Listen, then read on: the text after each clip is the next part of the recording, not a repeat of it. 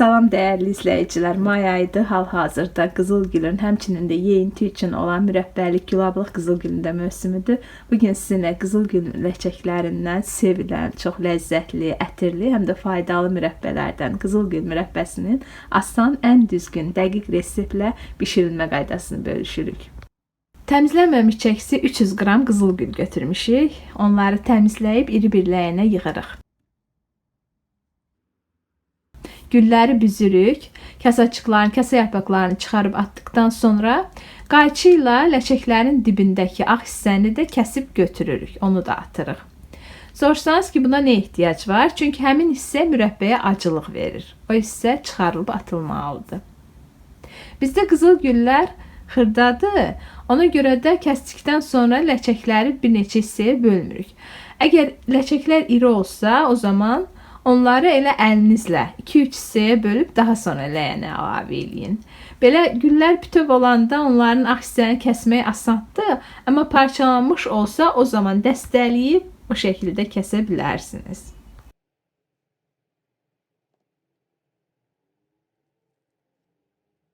Dəyərli izləyicilər, bu arada videonu bəyənməyi də unutmayın.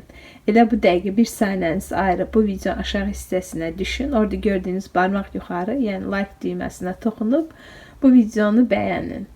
Videomuzu bəyənən, bizə dəstək olan bütün izləyicilərimizə sonsuz təşəkkürlər. Güllərin hamısını təmizləyib bitirdikdən sonra ləçəklərə nəzər yetiririk. Aralarında əgər iriləri varsa, onları elə əlimizlə 2-3 hissəyə bölürük. Daha sonra bu ləçəkləri axar suyun altında yuyub aşüzənin içərisində bir qədər gözlədirik ki, suyu süzülsün. Onu da qeyd edeyim ki, biz gülləri təmizlədikdən sonra yerdə düz 200 qram qızılgül ləçəyi qalıb. Ləçəkləri yuyuruq, qoyuruq süzgəcin içərisinə suyu süzülsün və biz bir ləyənin içərisinə, onu ocağın üzərinə qoyub, hər 100 qram ləçəyə yarım litr sudur. Bizdə 200 qram olduğuna görə 1 litr suyu ləyənə əlavə edirik. Qazı da gür açıb gözləyirik ləyəndəki su qaynasın. Həm suyun tez qaynaması üçün, həm də ki ləyənin səthi geniş olduğu üçün, buxarlanmanın çox getməməsi üçün onun üzərini bir məcmeyi ilə örtürük. Su bərk qaynamağa başladıqda ləçəkləri də ləyənə suyun içərisinə əlavə edirik.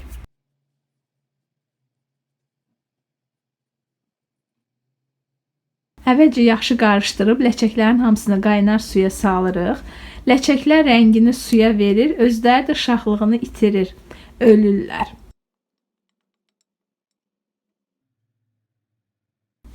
Daha sonra qazı biraz azaldırıq və ləçəkləri bu suda 10 dəqiqə pörtürük.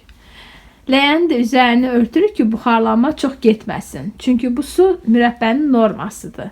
Çox buxarlanmamalıdır. Arada pörtülən ləçəkləri qarışdırıb alt-üst edirik.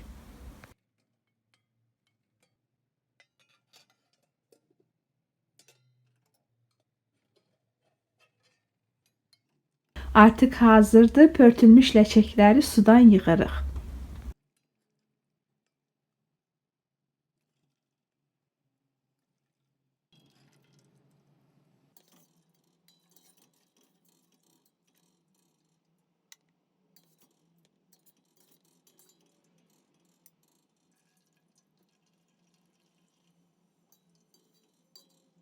Ləçəkləri yığdıqdan sonra ləyəndə qalan suya götürdüyümüz 200 qram ləçəyə uyğun 1 kilo 800 qram şəkər tozu əlavə edirik. Yəni hər 100 qram ləçəyə 900 qram hesabı ilə. Şəkər tozunu əlavə etdikdən sonra qazı artırırıq. Gür atəşdə gözləyirik şəkər tozu ərisin və şərbətin üzərinə yığılan kəfi də yığıb atırıq.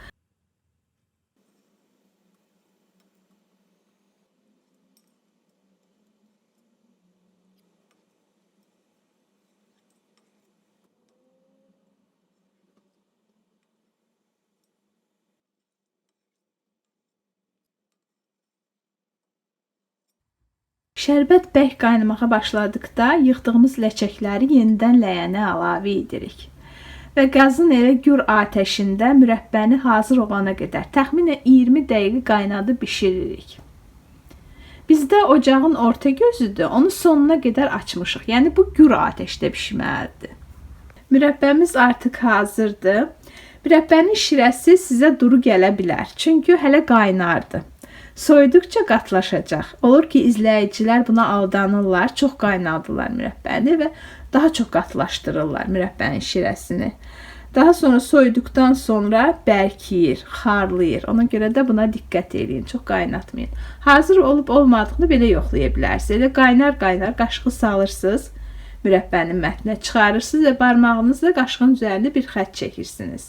Əgər xətt birləşmirsə, deməli mürəbbə hazırdır, götürə bilərsiniz və yaxud da belə də yoxlaya bilərsiniz. Qaşığı salırsınız, mürəbbənin mətninə çıxarırsınız və 1-2 damcı axıdırsınız. Daha sonra soyuq bir nimçənin içərisinə axıdıb baxırsınız. Əgər damcı çox yayılmırsa, axmırsa, demək olar ki, necə tökmüsünüzsə, elə də damcı kimi qalırsa, deməli hazırdır, götürə bilərsiniz. Hazır olduqdan sonra bura bir silə çay qaşığı limon duzu da əlavə edirik. Həm xarlamasın, həm də ki, rəngini gözəl eləyir.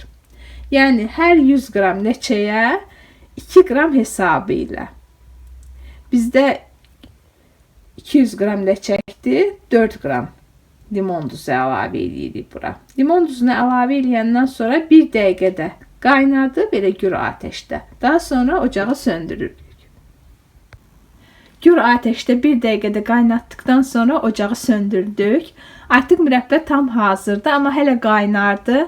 Mürəbbənin şirəsi durudur və ləçəklər də elə bil ki, içərisində büzüşmüş kimi görünür. Biz indi ona vaxt verəcəyik, qalıb soyuyacaq. Ləçəklər şirəni udacaq, şirəyə dolacaq, şəffaflaşacaqlar, şirələnəcəklər və suyu da, yəni mürəbbənin şirəsi də kifayət qədər qatılaşacaq. Daha da gözəlləşəcək mürəbbə. Baxın, soyuduqdan sonra mürəbbə necə gözəl oldu. Ləçəklər vərəq-vərəq açılıb içərisində. Suyu da kifayət qədər qatılaşıb. Çox gözəldir. Nə suyu çoxdur, nə də dəni çoxdur. Hamısı bir-birinə uyğundur. Çox əla reseptdir, möhtəşəm reseptdir. Siz də bu reseptlə hazırlayın. Əminəm ki, çoxunuz qızılgül mürəbbəsini xoşlayırsınız. Həm ləzzətli mürəbbədir, həm ətri. Onun ətri insanın əhval-ruhiyyəsini gözəlləşdirir. Ürəyə faydalıdır. Həm də ki, çox ləzzətlidir. Siz də hazırlayın. Kimlər ki, hazırlamaq istəyirlərsə, çox gözəl reseptdir. Bu reseptlə mütləq hazırlayın. Əslində bu resepti biz illər öncə sizinlə paylaşmışıq. Bunu yeni izləyicilərimiz üçün yeniləmək istədik, yenidən paylaşmaq istədik. Yazın görək bizim reseptimizlə hazırlamısınızmı? Kimlər hazırlayırlar bizim reseptimizə qızılgül mürəbbəsi? Gözləyirəm şərhlərinizi. Bura yaza bilərsiniz. Süfrələriniz bol ruzulu, bərəkətli olsun. Siz də hazırlayın. Nuş olsun. Hələlik.